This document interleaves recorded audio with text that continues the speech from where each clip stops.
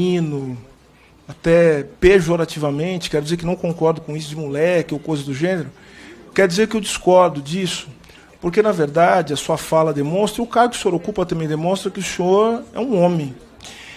E, por ser um homem, o senhor deve ser tratado como tal. E deve ser responsabilizado como se responsabiliza um homem. Eu acho que, portanto, chamá-lo de menino, moleque, coisa do gênero, apenas ajudam o senhor nessa postura, que parece uma postura, vamos dizer, de um garoto, mas, na verdade, é de um homem que sabe muito bem o que faz e que deve arcar com as responsabilidades. Eu entendo que o governo Milei se aproxima de ditadura e quer usar forças armadas para reprimir protestos contra o arroxo e inflação. Viva a liberdade, caralho! Ele é o Deb. Ele é o Lloyd. A soma desses dois desajustados e sem noção não poderia dar um resultado mais catastrófico do que esse. Eles estão chegando. E Lloyd, dois idiotas em apuros. O ex-policial militar e ex-assessor do clã Bolsonaro, Fabrício Queiroz, pivô do escândalo das rachadinhas nos gabinetes da família, voltou a se queixar da ingratidão de ter sido abandonado pelos antigos aliados e disse, em tom de ameaça, que o castigo vem a cavalo. Nunca mais falei com ninguém. A última vez foi com o Flávio, no ano passado, na época em que eu queria ser candidato a deputado. Depois disso, nunca mais trocamos ideias, disse Queiroz à revista Veja. Bolsonaro foi presidente da República. Poderia arrumar algum lugar para eu trabalhar. Já hospedei em casa o Jair Renan, a filha da Michele. Mesmo assim, nunca tive aceno deles. Até mesmo se eu fosse bandido, não deveriam me abandonar. Mas não tem mágoa com a família nesse sentido. Mas a gente vê o que acontece quando tem ingratidão. O castigo vem a cavalo, ressaltou mais à frente. Apesar do tom, o ex-assessor afirmou que não tem segredos que possam comprometer a família Bolsonaro. Não tem segredo nenhum comigo. E, se tivesse, a família dele não é melhor que a minha para ele sacrificar a minha família e a dele ficar bem, porque a dele está bem. Na dele, todos são políticos, todos ganham bem. Vou segurar a viola deles para mim a se ferrar? Jamais. Padre de família que não puede dar uma leite a su hijo.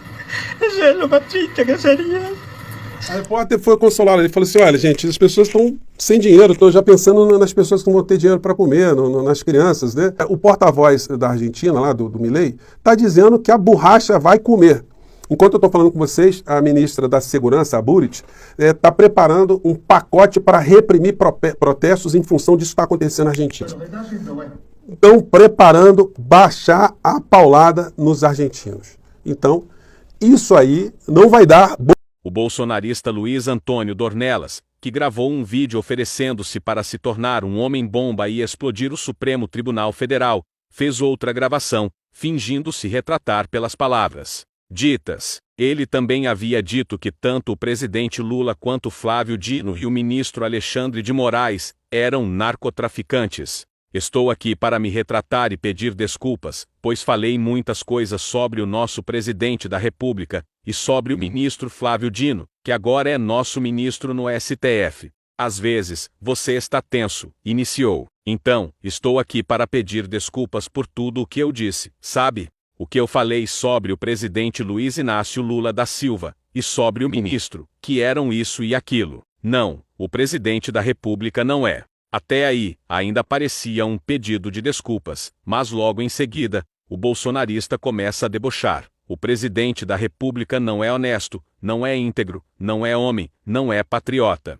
O presidente Lula não é nada disso. Cabe também ao ministro Flávio Dino. Estou pedindo desculpas a vocês, está? Perdão, vocês não são nada disso, não são pessoas de caráter, afirmou. Está aqui, gente. Está desfeito. E na Argentina, o governo de Javier Milei anunciou um pacote de sanções contra manifestantes. Viva a liberdade, caralho! Atual presidente eleito, Javier Milei, ele se declara como seguidor da doutrina liberal-libertário, uma doutrina que data do século XVIII, século XIX, em que as pessoas que seguem essa doutrina, elas defendem o indivíduo e a liberdade em sua plenitude. Então é muito contraditório que uma das primeiras medidas de um governo, de um sujeito que se identifica politicamente seguidor desta doutrina, seja justamente limitar as manifestações. Viva a liberdade! As manifestações posteriores aos regimes autoritários, e aí cumpre registrar que a Argentina viveu uma severa ditadura militar, que ocasionou centenas, milhares de mortes, perseguições, assim como ocorreu no Brasil, o direito de se manifestar, ele está abrigado, ele está comportado na democracia. De modo que isso, em alguma medida, reduz a participação política e popular das... Porque o senhor já está afundado numa lama ideológica que o senhor dizer isso, o senhor vai ser descartado, senhor ministro. O senhor vai ser descartado. Ou seja, o senhor utiliza das minorias para poder simplesmente dizer que o senhor se importa com a democracia. Mentira. Até então, semana passada, o senhor estava estendendo uma bandeira do Brasil. Não, perdão, era de Cuba. Em uma invasão ali do MST, um movimento terrorista que tem sido demonstrado aqui pela CPI do MST. Ou seja, não me venha com fala mansa, porque isso daí jamais se te faz com que o senhor se escusa daquilo que o senhor defende e principalmente daquilo que o senhor não ataca. Isso aqui não cola, isso aqui eu sei que o senhor vai dar aí respostas com fala mansa, tentando colocar como se nós fôssemos extremistas, mas eu de fato sou extremista. Eu sou extremista quando se defende a vida. Eu sou extremista quando se defende a vida do policial e não a vida de vagabundo.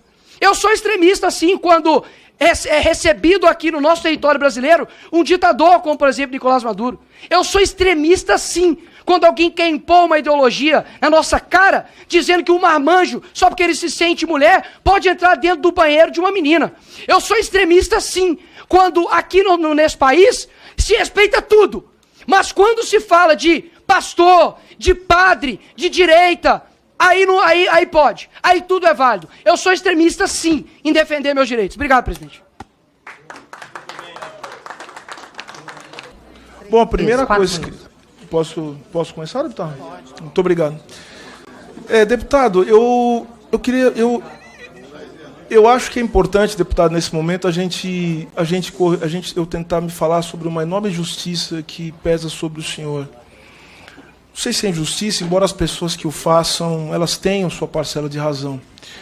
O senhor muitas vezes é chamado de menino, até pejorativamente, quero dizer que não concordo com isso de moleque ou coisa do gênero. Quer dizer que eu discordo disso, porque, na verdade, a sua fala demonstra, e o cargo que o senhor ocupa também demonstra que o senhor é um homem. E, por ser um homem, o senhor deve ser tratado como tal. E deve ser responsabilizado como se responsabiliza um homem. Eu acho, portanto, chamá-lo de menino, moleque, coisa do gênero, apenas ajudam o senhor nessa postura, que parece uma postura, vamos dizer... de um garoto, mas na verdade é de um homem que sabe muito bem o que faz e que deve arcar com as responsabilidades. Eu entendo que o senhor esteja um pouco assustado, né, por conta do fato que o senhor vai ter que, de alguma maneira, e já vem respondendo, né, vai estar respondendo os processos por transfobia, está respondendo uma série de acusações que, obviamente, que não sou eu que vou determinar, mas a justiça brasileira que vai determinar. Eu não tenho problema nenhum. O senhor disse aqui que vai tomar providências em relação a isso. Nós temos, então, um encontro marcado nos tribunais, deputado. Então, o senhor fique absolutamente à vontade e a justiça brasileira vai dizer quem tem razão e quem não tem. Agora, mais uma vez, eu quero reafirmar aquilo que eu disse. Eu vi também, não sei se é verdade, que parece que o senhor é formado em Direito, né?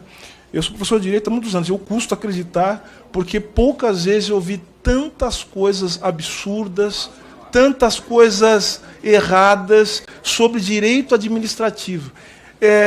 Eu tenho alguns amigos que dão aula de direito administrativo, acho que a gente precisa rever isso no Brasil, o ensino jurídico de direito administrativo, porque é um absurdo.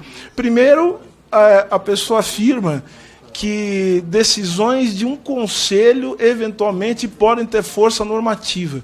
Isso é errado em tantos níveis e é tão absurdo, né, que não faz o menor sentido. Ele cita um decreto, o decreto que cita o conselho, que cria o conselho. O que eu acho estranho nessa coisa, eu não entendi. Não era para o conselho existir, não era para ter conselho, até porque o texto dessa resolução que é retirado do conselho é um texto que é reproduzido de uma resolução de 2015, ou seja, que atravessou o governo que o senhor apoia. Eu não entendo por que, então, que não se criou essa fantasia delirante que os senhores chamam de banheiro unissex.